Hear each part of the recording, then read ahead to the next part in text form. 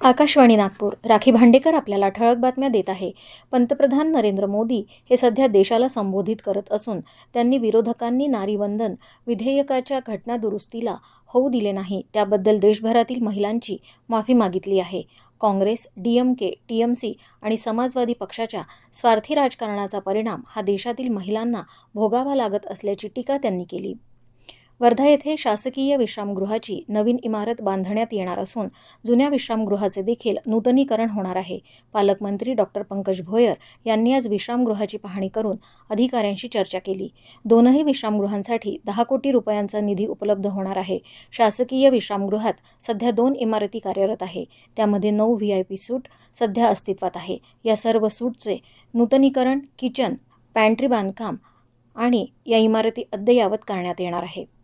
राज्यातील गरजू आणि आर्थिकदृष्ट्या दुर्बल घटकातील रुग्णांना उपचारासाठी मुख्यमंत्री सहायता निधी आणि धर्मदाय रुग्णालय मदत कक्षाची अद्ययावत ऑनलाईन प्रणाली सुरू होणार आहे.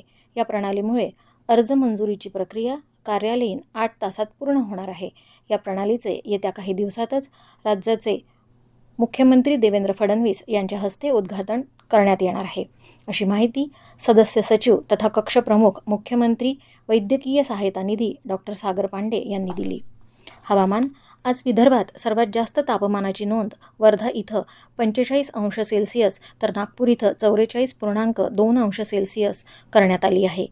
अमरावती, अकोला, वाशिम शहरात तापमान 43 ते 44°C वर आहे. दरम्यान विदर्भाच्या काही भागांमध्ये 20 ते 22 एप्रिल दरम्यान दुपारनंतर काही प्रमाणात आभाळी हवामान आणि मेघगर्जनेसह वादळी पावसाची शक्यता वर्तवण्यात आली आहे. या कालावधीत विजांचा कडकडाट, पाऊस तसेच काही ठिकाणी गारपीट होण्याची शक्यता आहे. क्रिकेट. IPLमध्ये हैदराबाद येथील राजीव गांधी आंतरराष्ट्रीय स्टेडियमवर चेन्नई सुपर किंग्ज विरुद्ध खेळताना सनरायझर्स हैदराबादने 12 षटकांमध्ये 4 बाद 131 धावा केल्या. यापूर्वी दिवसाच्या पहिल्या सामन्यात बंगळुरू येथील चिन्नास्वामी स्टेडियमवर झालेल्या सामन्यात दिल्ली कॅपिटल्सने रॉयल चॅलेंजर्स बंगळुरूला 6 गडी राखून पराभूत केले. याबरोबरच हे ठळक बातमीपत्र संपलं. नमस्कार.